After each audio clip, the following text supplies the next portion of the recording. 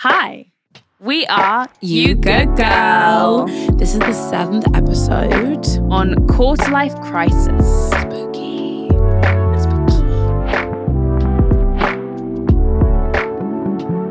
Welcome to episode 7. Happy number 7. I think I do that at the beginning of every episode. I go, whoop, whoop. But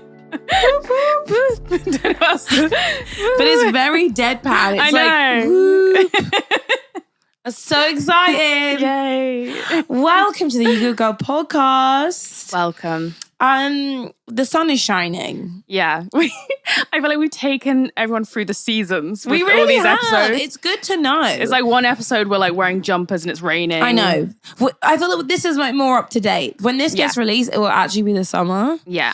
I'm very proud that we're even doing this right now. I know, because it's like the first 20-degree day of the year. I know. I'm looking out the window like we should be in a pub garden. And it's a Friday and we have walked past many pub gardens to get here. I know. And they've been like, come in. And we're like, no. But we're here with you. We'll make this one a quickie. We will. We'll make this one a quickie.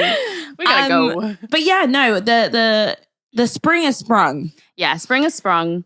which I feel like I needed. The winter was long and mean. Seasonal depression, what is it? Sad. Sad. Sad. The sad was sadding. The sad was sadding. I feel like a lot went on. Like, Yeah. let's do a little rewind. You know what? In the edit, we'll do like a zzz. Yeah.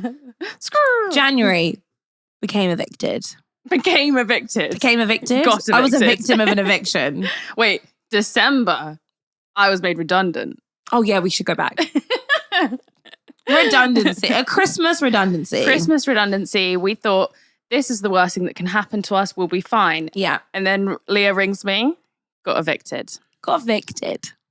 It's okay because we believe in karma. Yeah. We are in bigger and better places. Yeah. Beth just got an amazing job. Yeah. Congrats. Thank you. Thanks. But really, the winter months, they smited us. They did. There was no, like, I feel like there was no reprieve. Is that what it's called? Yeah, there was no reprieve. It was just like depressing cold weather and then just like bad news, tragedy, bad news. Literally. I feel like you have a bad relationship now with Christmas. Yes, I do. I hate Christmas now. Literally, you were a Christmas girly. I was. And you guys weren't. Like, all of my friends are like, no, I hate Christmas. Hate and I was Christmas. there like, I love Christmas, decorations, family, and now Tragedy. I will be going to Australia next year. Exactly. Leaving Listen. this place. But you know what? I think that we actually said throughout this whole time, we're glad that this happened in winter months because, Oh my God, yes. listen, if you're going to deal with like actual tragedy, Yeah. and there's so much stuff going on. Look, we're being dramatic, but we're not being dramatic. You're in your own movie, in your own life. Yeah. I think, you Yeah. don't expect to get made redundant literally a week before Christmas. No. And it's not very hot girl summer. It's not hot girl summer. No. Cost of living. You don't expect to move. No, you want to be going on your carefree holidays in the summer. You don't want to be like counting the pennies. Which, I mean, We're going to be doing anyway. We're going to be doing it anyway, delusionally. But now we're coming into a new era where like things are settling, the sun is shining. Yeah. And we want to be positive, and we are going to be positive. Yeah. But today, we want to talk about midlife crises. Yeah. The crises. Yeah. I think it's good to acknowledge the crisis that is there. We also understand that we're not midlife, but we believe in your 20s you have It's a quarter life crisis. Is that what that is? Yeah, because your 25 is like quarter life crisis. Okay. So we've just gone past that. It's when your frontal lobe develops, things start getting real. We had a Jesus. We had a women's circle the other day and someone said that men don't stop puberty. Yeah, they don't finish puberty until they're like late 20s or 28. That was it. 28. Whereas I think, don't quote me on this, I'm not a scientist. I think for women, I think it could be 15. I don't think scientists figure this out. I feel like it's doctors. Do scientists work out these things? Scientists. Don't quote me, I'm not an astronaut.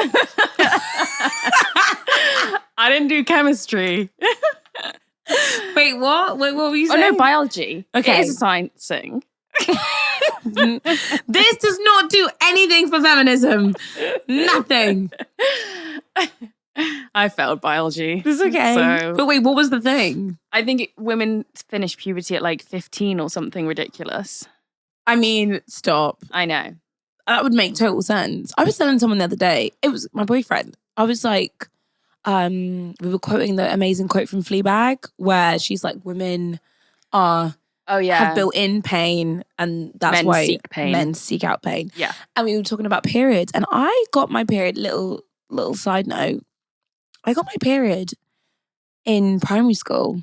Wow. Yeah, so I would have been 10, and I remember It's a lot to deal with. It's a lot to deal with, and I was on a fucking school trip. Do you remember those school trips where you would stay the night in a church? So you would do you'd basically just go to the next town and do like archery. Yeah. But you had to sleep over at this weird church. Yeah. And I remember being in the weird church, and I got my period, and I was like, oh no. That's literally, Jesus is there like, I know. Jesus, like, and I'm like, and I got my period. So like, I'm 27. I've had a period for 17 years. Yeah. Isn't that nuts? Yeah. When did you get crazy. your period?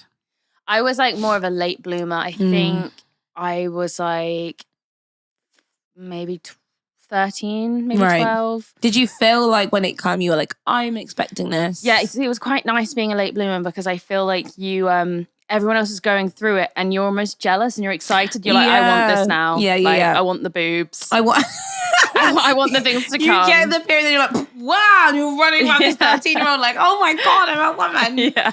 That's not how that happens. No, it's not. No, it's a lot of like shame of like scrunching up your pads so small into your pocket and then going to the toilet and trying to be so quiet. I was the other day, it's like when you had to hide like tampons up your sleeve, walking like into your mum's room or whatever. Honestly, those tampons give me PTSD. We all know the ones, the Lillettes. Yeah. And they are just like these tiny plastic horrible. You just have to shove them up. I know, there's no applicator. Oh. You Horrible. can't be doing that now. You No. can't. I recently used one of them because it was like the only thing I could find. And the string came out. That is terrifying. If any person can relate. Like that's my heart scary. just stopped and I was like, okay. And I was literally, I was coughing. It took a hot minute with help. See, God bless I would my just never boyfriend. put it that far up because I was scared. And then it would be that like uncomfy position. Oh no, you'd be like sitting on it in bed and Yeah. you'd be like, and I'm like, at least it's there. no. Honestly, Scary. I think that one of my womanly menstrual dreams would be that I would never have to use a tampon ever again, which I avoid as much as I can. I'm on the pill and I do not have to use tampons. Jeez. But there's ups and downs to that. There are. But it's quite nice not having to plan your life around your period. Like, you know, like I feel like all the girls are like, oh no, the girls' holiday, I'm coming on my period. And then me and our other friend that are on the pill where they're like, ha ha ha. But then in the white bikinis. that you just bought to be mean to everyone else. Don't let anyone want to borrow it. Oh my God. No, I can't. But that, I mean, we'll definitely do a podcast on the menstrual cycle. Yeah. Contraception. We've been talking about it a lot recently. Yeah. If any of our listeners have any kind of like knowledge or experience in that kind of realm. Doctor friends, we would nurse love friends. to talk to you. Yeah, we would love to. But the quarter life crisis. Yes, is quarter real. life crisis. I feel like the quarter life crisis, it can be like I think it's a combination of everything really. Like when I asked my sister earlier, I was like, what would you say your quarter life crisis is? She was like, it's a mixture of everything all the time. Ooh, and I was like, yeah. Let's unpack. But I think I narrowed it down to like a few categories. I feel like she said that and you didn't even bother replying. I didn't reply. That's way too much for Beth Duck. I was like, be more descriptive next time. Which part is really giving you the anxiety? No one knows what you mean. But then we did a poll on our Instagram and I kind of just threw out some options. Okay, yeah. So I'll read out the choices. The answers. Are these basically all ones that you relate to? Well, it was the main ones that I think, you know. The themes. Yeah, if I'm worrying, if I'm having an absolute like mare, What am A I? mare. I'm having a mare. I'm having a mare. What am I thinking about? I've never heard you say that. I feel like I do say that sometimes. You've been watching Coronation I think I just say when I'm talking to my nan. I've been having a bloody mare, Anita. Christ. So I said, what pressure do you feel in your 20s? Uh-huh. And the options were... I love this. I love these answers. Pressure to find your life partner before 30. God. Pressure to have a good job, career. Mm-hmm. Pressure to look your best. And pressure to save money and buy a house. So we had no votes for pressure to find your life partner. Good. Which is good. Good. I think we're all getting to a healthier place with that. Because I think our parents' generation definitely were like, get married young. Yeah. Also, like the whole idea of like finding a life partner, like not finding the love of your life or like not being in a happy, healthy relationship. It's like just finding somebody that I can lock all this down with and be like, done it. Yeah. Get the wedding. Get the wedding, get the kids, get the house. Honestly, that... Not good. It's not for me. No. It's for other people, and that's great. We are the product of those other people. So thank you. We're grateful. Yeah, that's so actually, true. I'm not the product of that. I'm not. That's a whole other episode. That's not me. That's bad. But yeah, that's not for me. Yeah. And the girlies, I like that the girlies were like, no, I'm good. No, the girlies, 62% of them said pressure to have a good job, career. Yeah. Is the biggest pressure, which I actually also voted on this because I like to be part of it. Yeah. You're join in. It's me. Leah doesn't like even read them and I'm there like voting like, I hope someone reads this. You're like, dear diary. Cry for help. Wow. So that was the 62%. That was the most votes. Yeah. So that was the most votes. Then 15% said pressure to look your best and 23% said pressure to save money and buy a house. Jesus. Okay. So that's a lot. That's a lot. Yeah. I mean, the career thing, I am self-employed, I'm a musician. So there's a permanent fear of that. But I do feel like, I don't know if it's a delusional thing or just because we've always been very set on like, we'll figure it out. Yeah. I've never been, no, I have been that worried in my life about like not having a job. But like generally, I'm always like, I will figure something out. Whereas I do think when you do corporate jobs and when you were doing like the job you were doing, you get it's such a grown-up thing. They stack you with all these things like a salary and like healthcare and they make it so that like once those things are removed, that's it. Yeah, I think being made redundant definitely added to that pressure of having a career because I think there's this, I've spoken to a lot of people that were made redundant in their 20s and there's just this big feeling of like, I thought this would happen to someone that's like 40. Yeah, no, like you for do not expect it when you're in your 20s. No. And it actually is very common. And it feels like this huge life shift of like, what am I going to do now? Mm-hmm. Like, where am I going to go with life? I failed, all this stuff. Yeah. But I think a lot of the time, everyone I've spoken to said that positive things came out of redundancy. You know, they ended up in a better job or they ended up just like, I think for me personally, I realized quite quickly like, oh, my job was never my life. No. Like I felt like it was at the time. And then as soon as it was taken away, I was like, I have so many other things that define me. 1,000%. That is not my job. Yeah. So I remember that's being hard. drunk in a club and I looked at the toilet and I took a photo on the back of the door. Oh my God, it was so good. It was so good. It was like, your job won't love you back. And I was literally Relatable. messaging back like, listen. This is a sign. Because this is what makes us happy. Yeah. And if we could get paid to do this all the time, that would be great. And I think that was you doing You Good Girl has been such a good mindset for you to be like, I want something that makes me that happy. Yeah. You know? Yeah. And I also think... Don't cry. You can. I've never seen it. I've never seen it. You can do it now. No, it's a frog in my throat.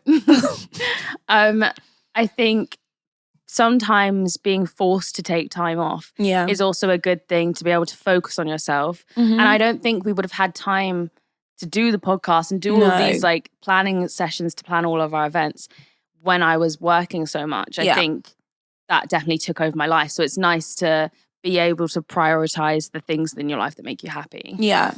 It's also like a breakup because I think that like even to a degree if you like your job, and especially, and then imagine you love your job. I mean, for those people, that's heartbreaking. But even if you just like your job and you've done so much into like creating what it is, it just feels like such a betrayal. And it's like, it does feel like a betrayal. What's going on? It's also the most like cold way to leave a company, I think. Yeah. Like when you hand in your resignation, you know, you have your 2 months notice, that you probably get a leaving party. My sister got like a present and cards from her work. Jeez. And I was there at the same time, like, I didn't get anything. It was like Zoom is over. I got logged out of my email. Listen. It's so like, it's like, wow, we've worked together for years and now... Yeah, and now it's done. Like no contact. It is literally like a breakup. It. I think that's the generation also we're living in where like, you know, you worked from home all the time. It really is. You've turn off your computer screen. Turn off your computer. All Done. the files are getting erased. You don't go into the office anyway. So it's not like you said, people are bringing in like a bottle of wine and they're like, let's go for dinner. It really is like done. Very cutthroat, blunt. Yeah, and then you're just sat in your living room like, yeah. What happened? Whereas I think self-employment is like kind of like what your sister said. It's like a general all-consuming fear, which is probably not healthy. Yeah. Like I think I'm always stressed, but because I've been doing this for like 8 years, it kind of is just like like, oh, one more gig will be this amount. I need more for rent. Yeah, I think you definitely learn to like, you learn how much you need to be making per month to not panic. Exactly. And you kind of also learn that you probably will get the gigs. It will be fine. Exactly. Everything will work out. You hustle. Yeah. You're just always kind of like, we always talk about this because I think at the moment we're in like our life phases where like, to be honest, a lot of our friends are self-employed. Yeah. So like what your 9 to 5 looks like is so much different to an actual 9 to 5er. And then it can do this really toxic thing where you don't think you're working enough. Yes. Where like actually you're doing so much. And actually you're working the whole weekend. You're working the whole weekend after hours. Yeah. Like you wake up, you do content for a couple of hours and you've got to do calls and you've got to do emails. And you've got to rehearse for the gig, like the wedding you're playing at. Oh, exactly. Or like you have to like book in a shoot for like your band, or you have to like, there's just stuff you do. Also just generally being on Instagram, constantly being like, oh, we need a model for this or we need someone for this. And you have to self-manage as well and like also motivate yourself because there's no boss there that's like, you got to do this today. Yeah. Like you're just forcing yourself and trying to get yourself to do all this stuff because you know you need to make the money, but it's hard because my partner is also self-employed, so I watch him struggle and like sometimes he's like, I don't know why I do this to myself. Like, what's the alternative? Yeah, listen, there are alternatives, but I can't even talk about them. I literally can't go. When people are like, I am stressed, this is not good advice. This is just, we said from the beginning, this is just how we feel. Yeah. When people are like, I'm gonna have a moment and just go back home for a couple months, I'll be back in the summer, I will never see you again. No. That is a thing though. I remember it gives me like so much stress. There is actually like a quote or a statistic or something where they say, or there's a saying where they say basically, once you move out of London, you cannot move back in. Because it's like so hard to like find a place to rent and like literally get your life in London. That like once you're gone. It's gone. Also, it's not good for your mental health because if you live anywhere that isn't a major city in the UK, everything is so much cheaper. It's quiet. It's quiet. Also, it's so much cheaper that why in the hell and how in the hell would you be able to like be like, cool, I just went to the pub, I paid £2.50 for a double vodka, whatever people are drinking in these streets.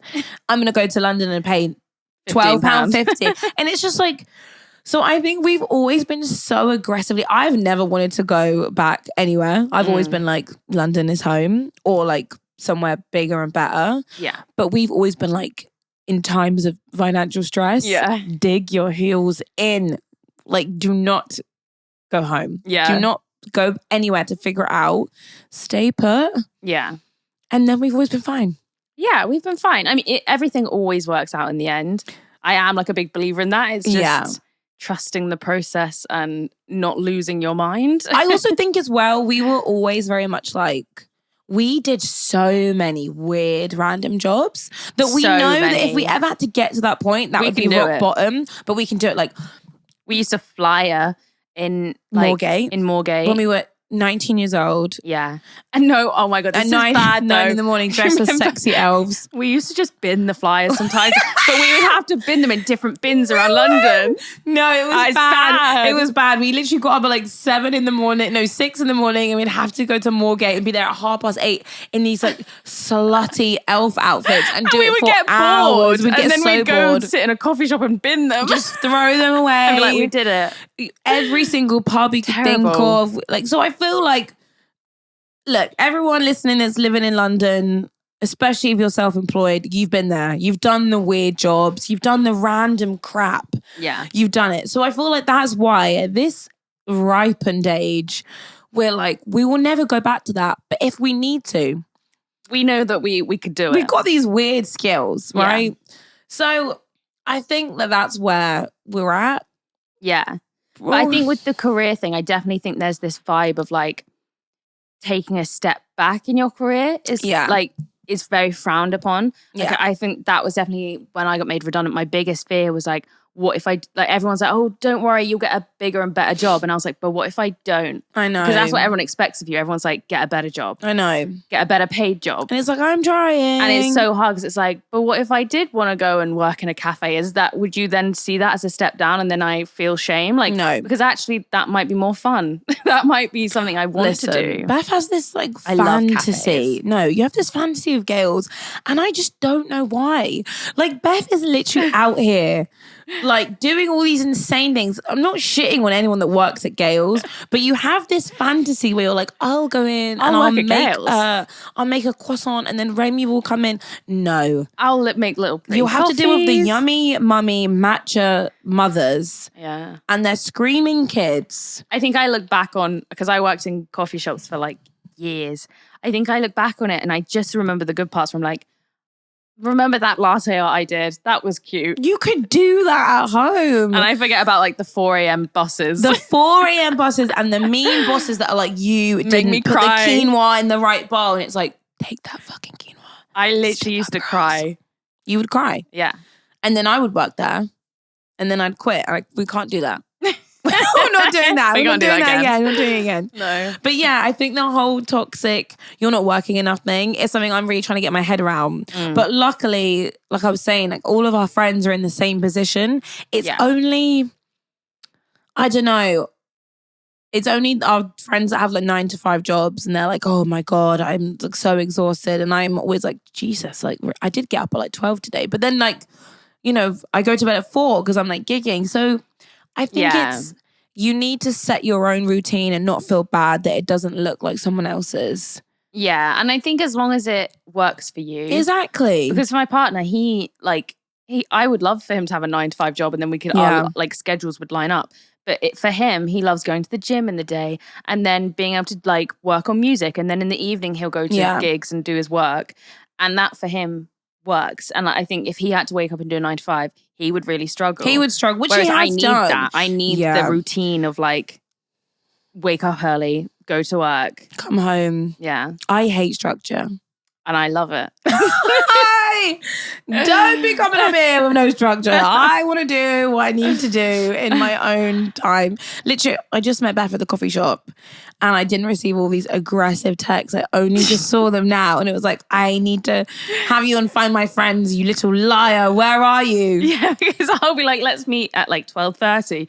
And it's 12:45 and I'm sat there like, scolding me.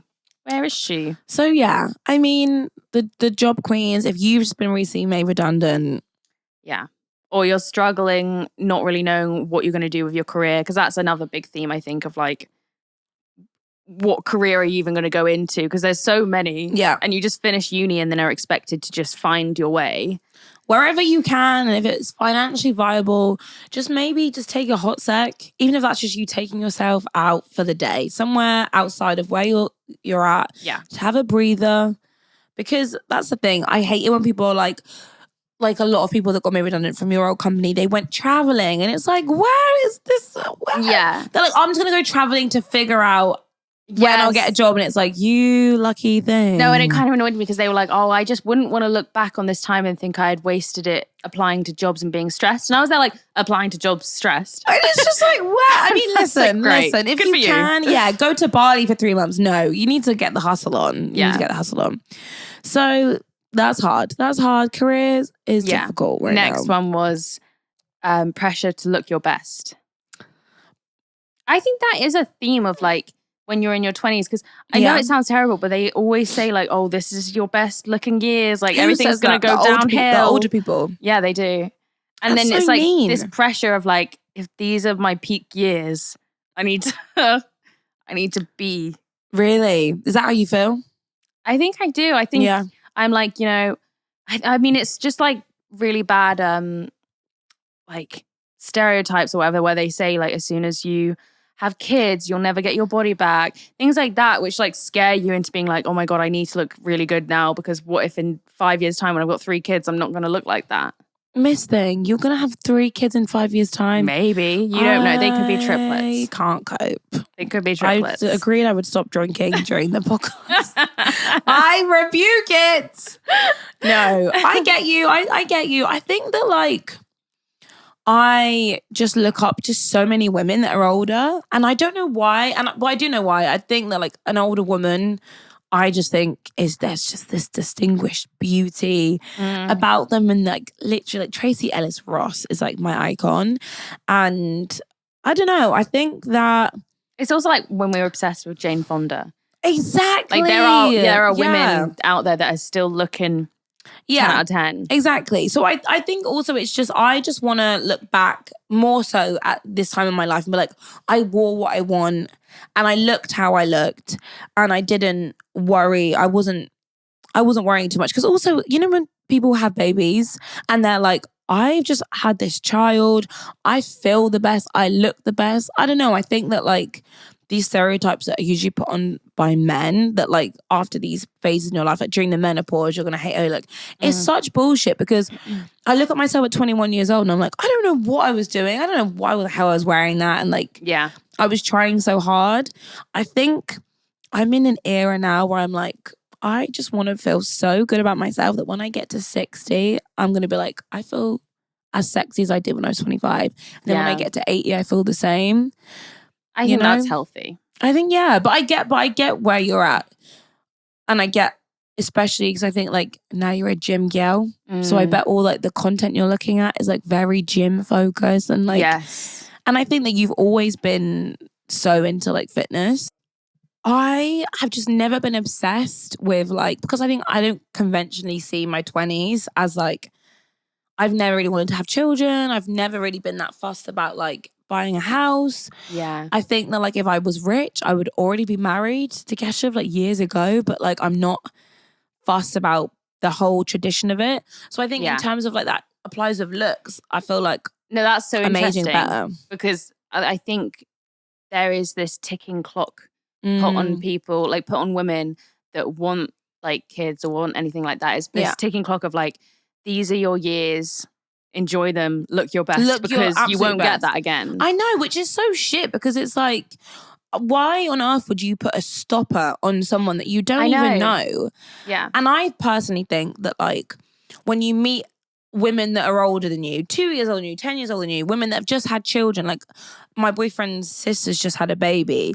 And I just feel like she was always so beautiful, but like seeing her with her baby, and there's just this, she's like an absolute superpower now. Yeah. And she has this glow and she has this absolute I'm fucking exhausted look. But everything about her I just think is even more incredibly beautiful and so cool. And I just think like, and then when I'm with my nana, and she's just there like putting on her skin cream. And I'm just like, you're just so beautiful. I think that's something I've always felt is, I don't know, I've never been like, oh, when you're 25, your body needs to be so snatched and tight and you need to just be having everything. Because the truth is, I think especially living in London, things are expensive. Yeah. And I look at beautiful people every single day and like, I know they've just dragged themselves out of bed and they just have like a cool pair of like shoes on. And I'm just like, you look stunning. And you've probably done a 15-hour shift. And I think that is good though. I think you're just like, you're not afraid of aging. Yeah. Which I think a lot of women do fall into that trap of like that fear of, oh God, soon. Like, I think when you start getting closer to 30, and it's so ridiculous because 30 is such a young age. It's so young. But everyone starts scaring you, being like, wrinkles soon. Oh my God, great. Give me the wrinkles. I'm living, I'm breathing. Yeah. Like, I think there's just such beauty, especially in women, that just, when like, if someone, how you see those awful interviews are usually always by men and they'll make a comment about like a woman's appearance and then their back chat to that is like, can you explain that? Oh my God, yeah. And it's like, I want to make you uncomfortable. Like, what are you talking about? You mean these wrinkles that I'm like so privileged to have on my face because I'm living and breathing, and my grey hairs, like my wobbly skin. Like, what? Yeah. Let's unpack that. And then the interviewer just crumbles and you're like, exactly. Yeah. Exactly. Yeah. I think definitely this is the era of like stopping that narrative of these are our peak years. We're never going to look like this again. Like that is just so toxic to think. Yeah. Also, shut the fuck up and mind your business. Yeah. These might be your peak years, but for me, I just feel like we're in our peak. You know what? Why don't we just have peak hours of the day? That's so true. I'm not even kidding. Peak days of the week. Literally. You said to me the other day, you were like, you need to take your life a little bit more an hour at a time because that's what I do. Yeah. And I love that. And actually, Kesha said that to me yesterday. I was like getting overwhelmed.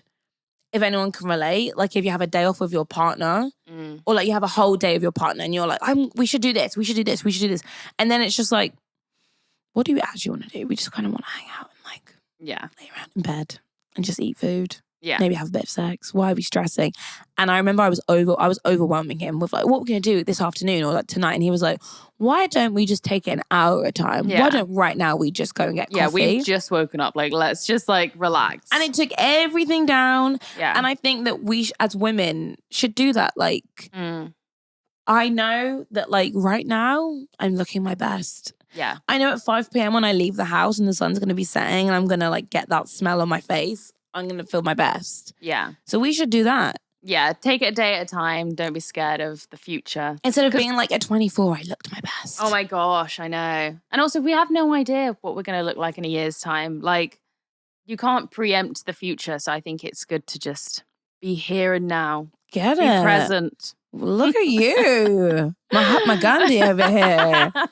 Get it. Love that. Also, I do think that we have this, how we're in an era where we're like, manifest, believe in this fate.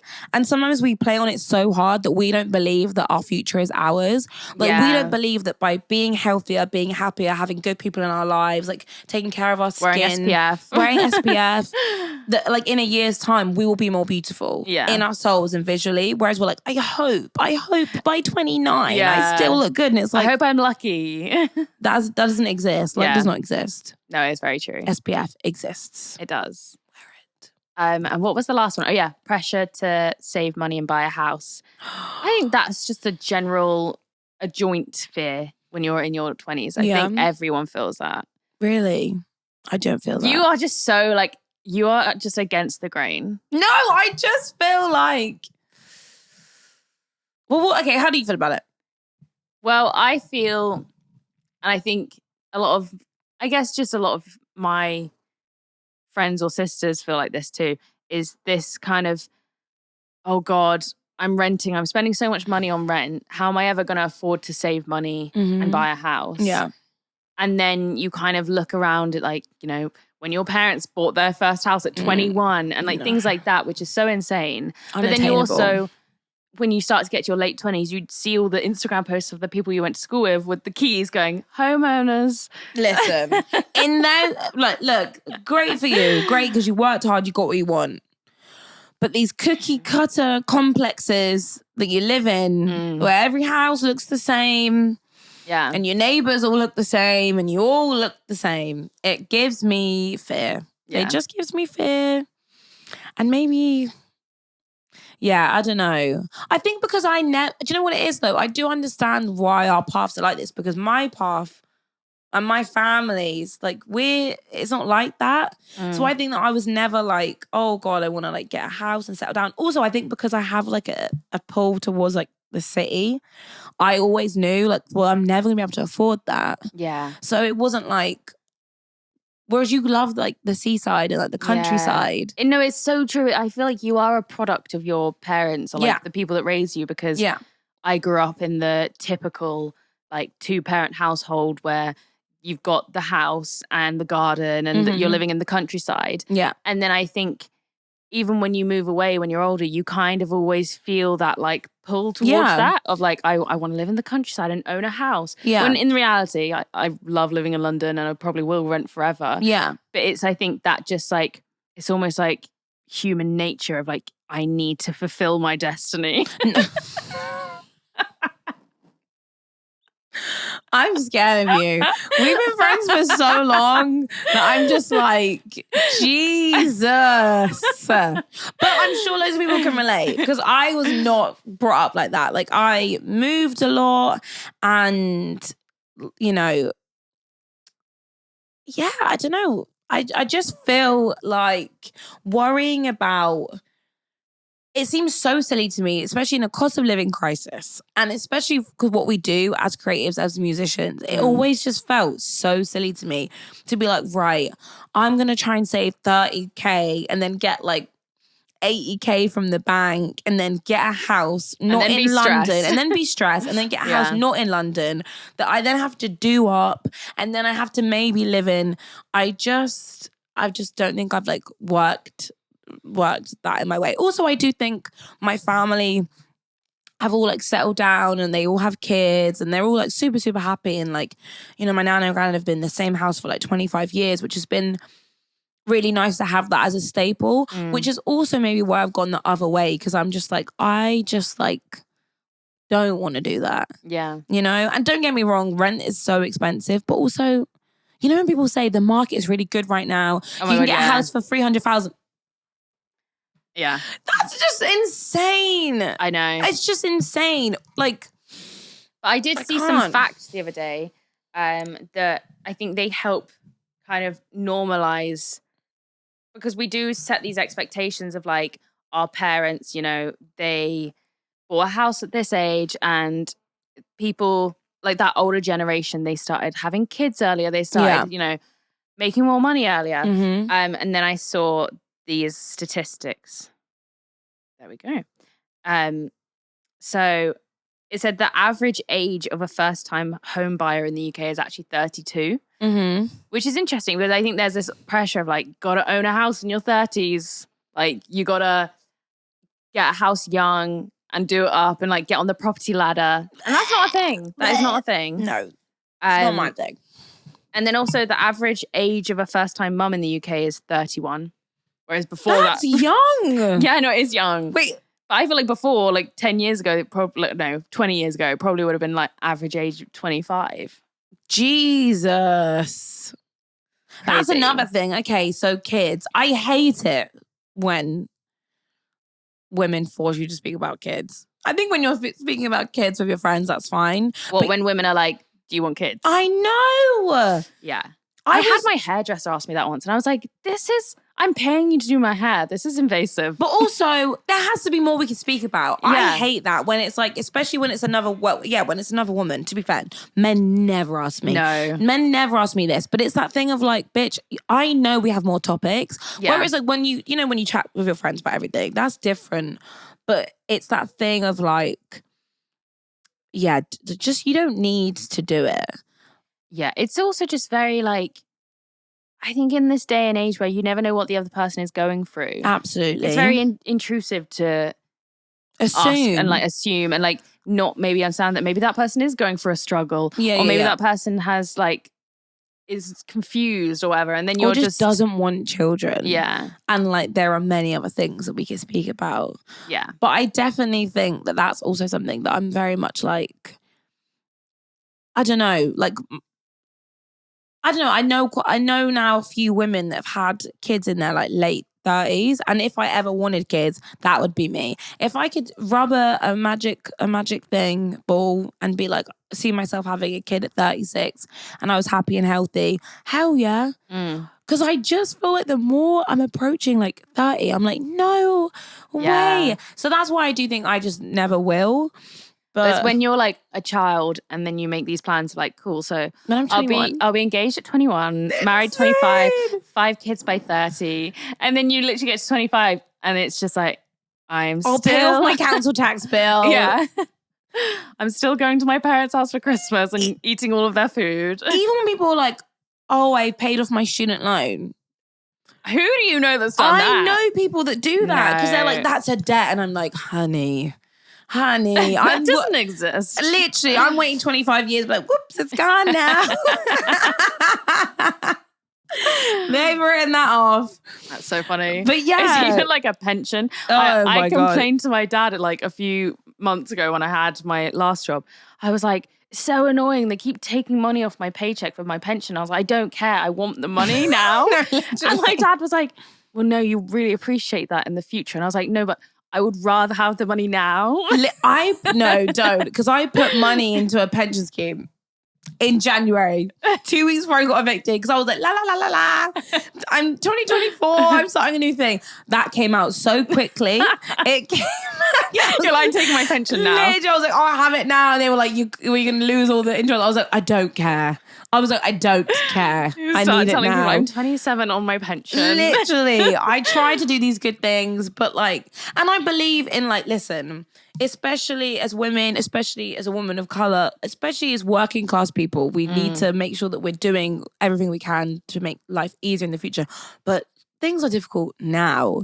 Yeah. So when people say like, I want to have I genuinely think that when people, you know, not accidentally, like they plan to have children and they're like creatives like us, or they just live in London like us, like they're not from money. I always think to myself, where are you getting this money from? I know. Because like, and then you always like assume in the part of your head that's like really mean. You're like, their parents' money. Do you know what I mean? I'm like, it's coming from somewhere. Like, Yeah. I just feel like it just feels like an unattainable thing.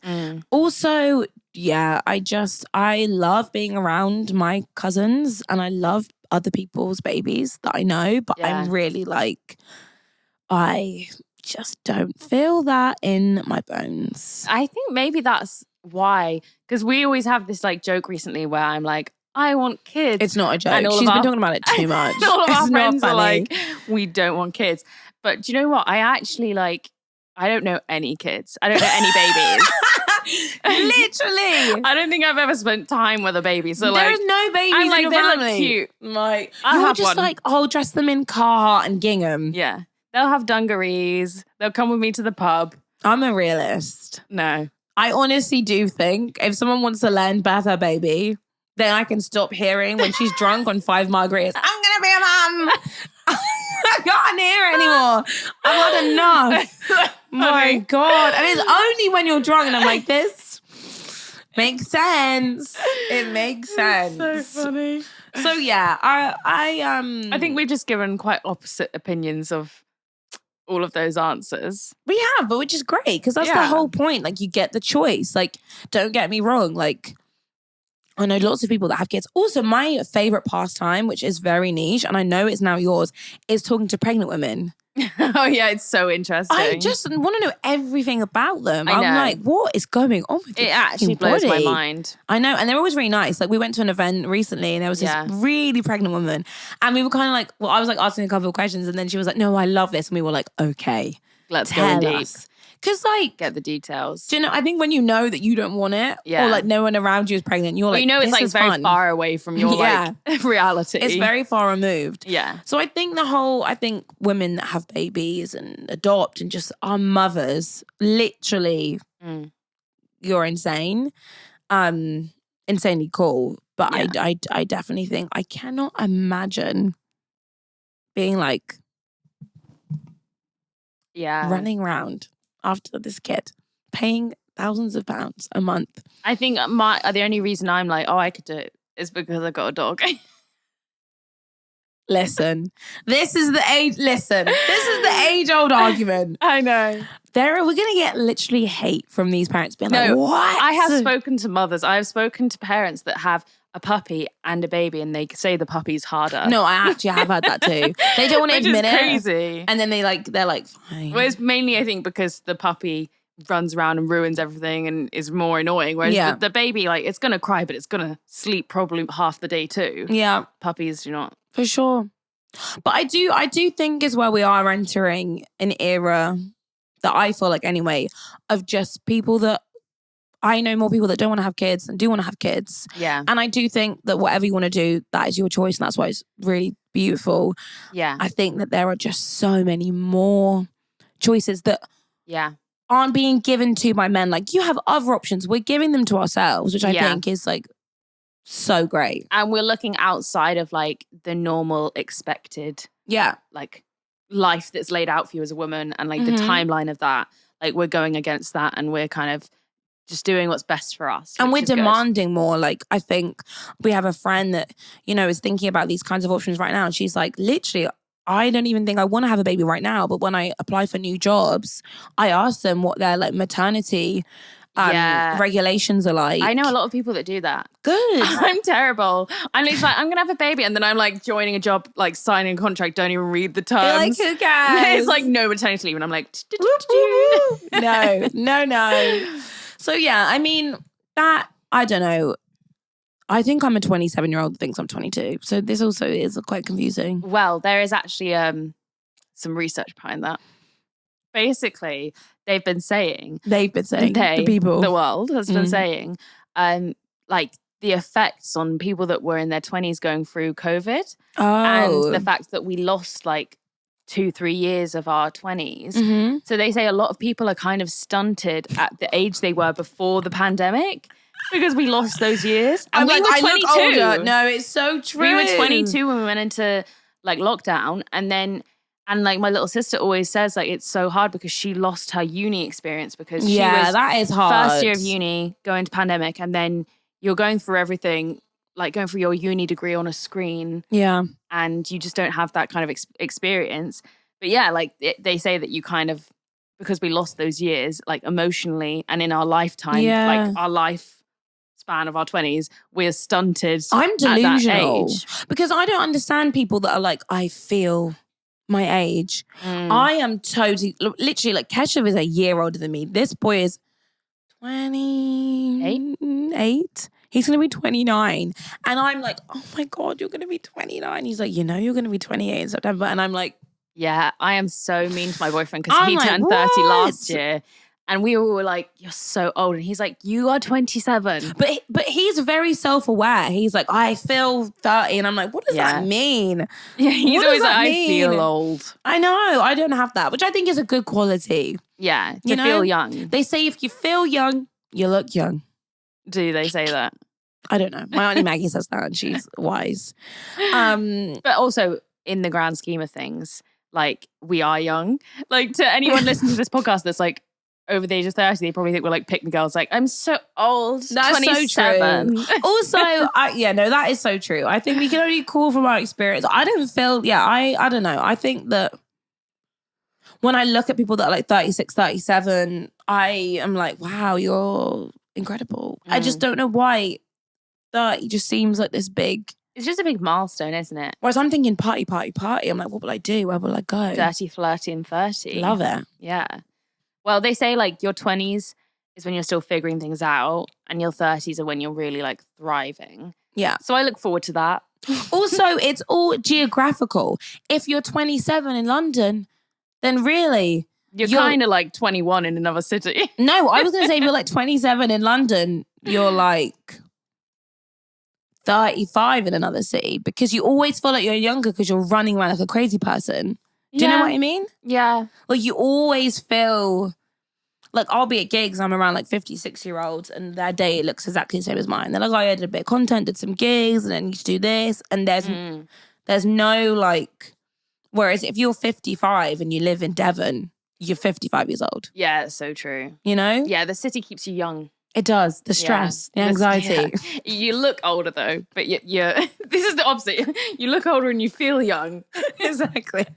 Whereas like all these like barefoot, like toned, tanned 55-year-olds walking on the cobbled streets of Cornwall. Oh my gosh. That's not for me though. Doesn't it tempt you a little bit? Literally never. Oh my gosh. Absolutely no. I was with some friends last night for dinner and they're from Italy and they're younger than us. They're a couple and they're like 23, 24, maybe a bit older. And the girl, they lived together like next to the girl's parents' house in a tiny, they said it was a house on the hill. And I was like, cute. Showed me it was literally a cottage on the hill in the middle of Italy. They have no central heating and they have to light fires, which I'm like, that is stunning. It literally is like in the mountains. I will tell you, one night I'd be cracking up. Yeah. That's their life. They love it. Yeah. Their family make olive oil. Her family, how gosh. beautiful and wholesome. That is lovely. But See, I love that life. I want that life. You don't want that life. But I just don't think that I could do it. Like, as in, I think you wouldn't let me go. I would never. I would try and be like, I don't want a phone. I just want to live and write How books. would you look at TikTok? How would you do that? How would you buy Remy ridiculous things at 3 a.m. that he doesn't need? Tell me how. I would just cut myself off from the world and I would sing with a little banjo. The grass is always greener. My grass is fine. I like my grass. I know what it feels like. No, but I'm always tempted of like the life of living by the seaside. But then every time I visit my sisters who live in Brighton, and I know you went to Brighton this week, I always visit them in the summer and I'm like, I could live here. And then I visit them in the winter and I'm like, no. It's very different when it's not blue skies. Literally, side plot. I was having a wobbly last week. I was like, I need to get out of London. I need to go on holiday. That's really what I was saying. I was like, I need to go on holiday. I had like 4 days free, very rare. Flights, no. Flights were not giving. These serial killers that are like, I found a £12 flight. No, you didn't. Yeah. No, you didn't. And if you did, I don't believe you. And if you did, why aren't you giving it to me? Because I was looking. There was nowhere to go. It was all like £180. So I was like, let's go to Brighton. It's going to be sunny. And my boyfriend was like, okay, listen, I'm probably going to offend so many people and I'm just going to say it. I don't like English seaside towns. They remind me of bedpans. I don't want fish and chips on a cold, rainy, stony beach. No, you picked the wrong day. I just on the right day. And I don't know why I did it. No, I know. You messaged me to say you were going. And I literally said to my boyfriend, I like looked outside at the weather, then it was like raining. And I said to my boyfriend, I was like, I don't think she realizes that Brighton is going to be the same weather as here. No, and literally. It's not going to be nice. Woke up at 8:30 a.m, went down to the train station, went to King's Cross. I mean, it's quite fun just like going out of London for the day, like getting a train. My boyfriend literally was like, got to Brighton. It was like Granny was like, are you happy now? Are you in a better mood? And I was like, don't say that. We're here to have a nice time. Went and had brunch at a normal place we'd have brunch at in London. Yeah.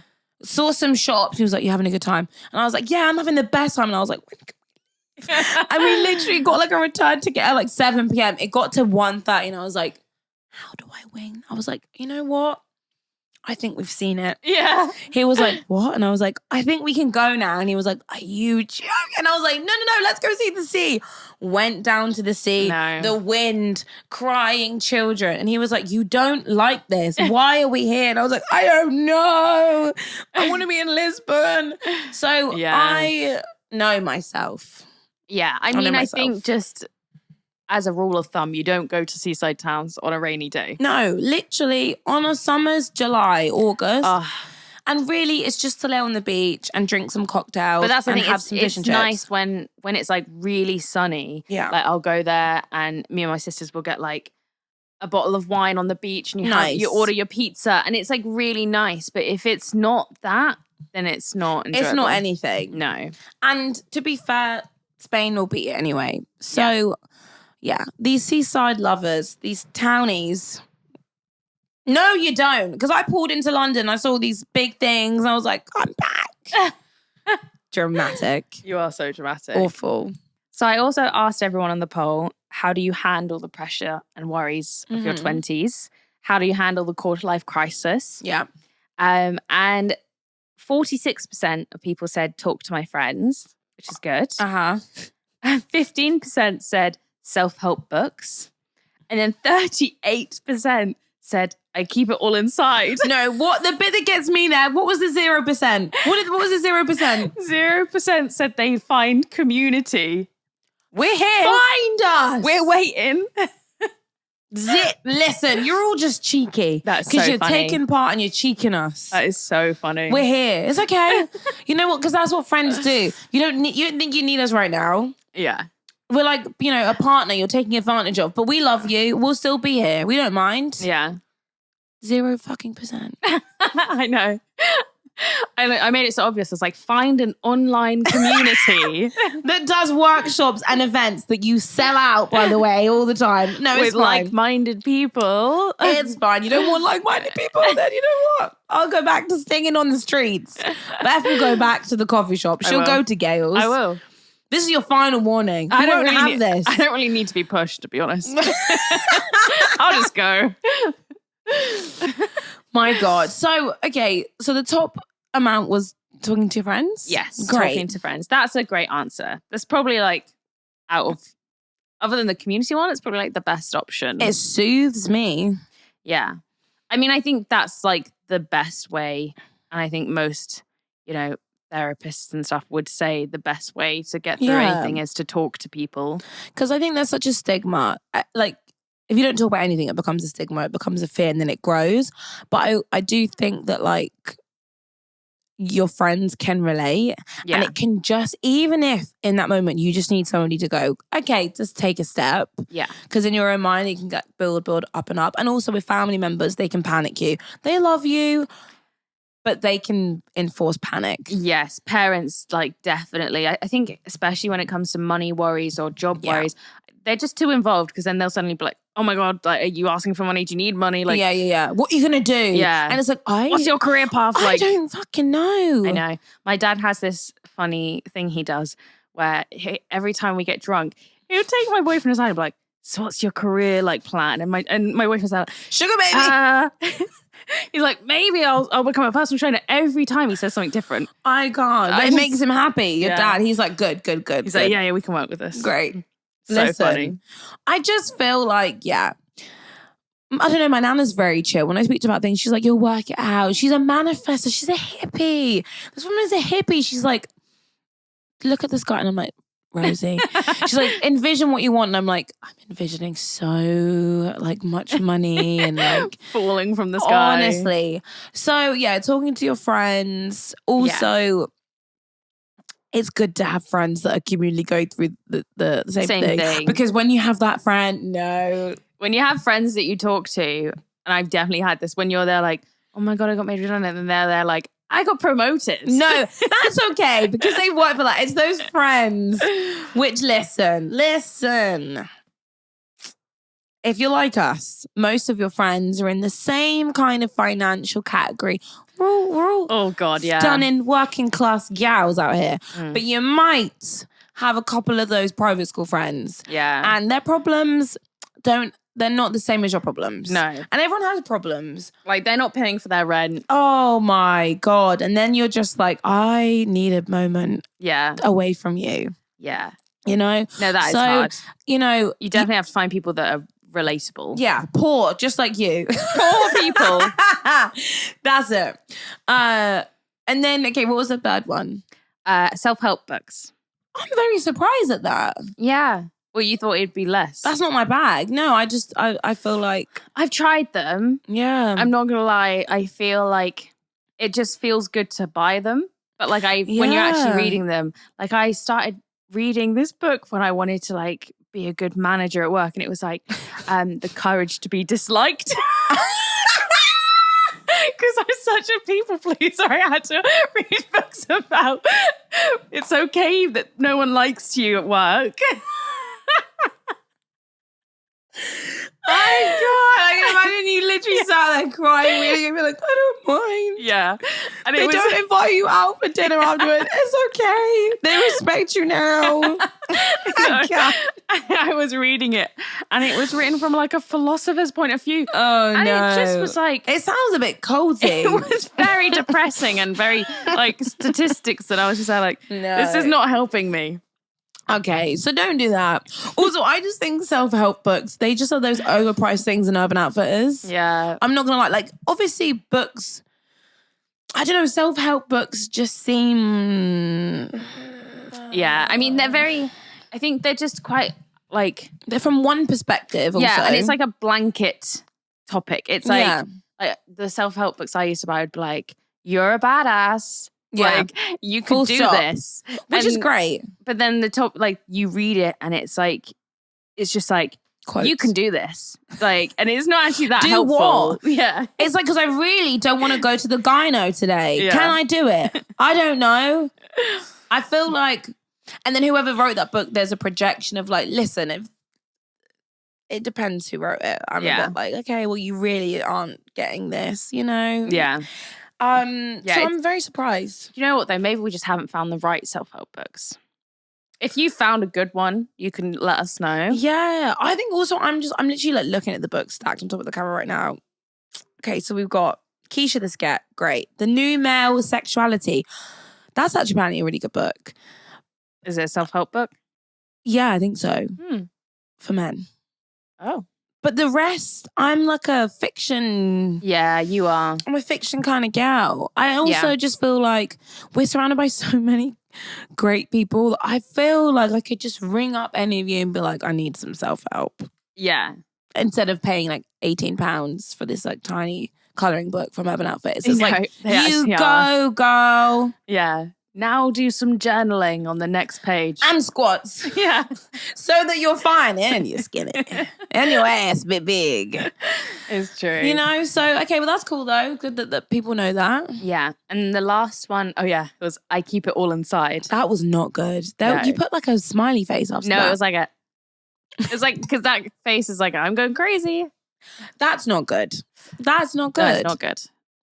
But they're admitting it, which is a good step. I feel like they, like, because I put the funny face, that I made it less scary to choose that option.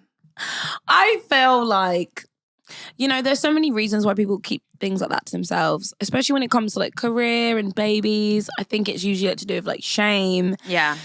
And it's exhaustion. I think especially as women, like, people asking the most stupid, sexist questions all of the time. And then also, if your friends are the people that maybe you're jealous of or that you're competing against, I know. and that's hard because you can't really confide in someone about the pressure of wanting to buy a house. Yeah. And then they've just bought a house. I know. Like, that's hard to navigate. But what we will say to you is that it always feels better, and just getting it out of your body. Yeah. And I think that, like, even you don't have to reveal everything you want to reveal, but just like bits at a time, just allowing people to help you. Yeah. And getting comfortable with like asking people what you require. Yeah. Like, I remember seeing this thing online. I was like, do you need comforting or do you want me to be honest? And I think setting those small rules of with your friends, with your family, it's like, right, I'm feeling like this. I don't want to disclose everything. I need a bit of laughter right now. I need a bit of honesty. Yeah. I think getting used to doing that instead of you being like, I'm fine, because you're going to crack. You're going to probably snap at the wrong person, snap at yourself, probably snapping at yourself all day long. And also a breakdown. Like, we all have them. When you have those little breakdowns where you're crying on your own.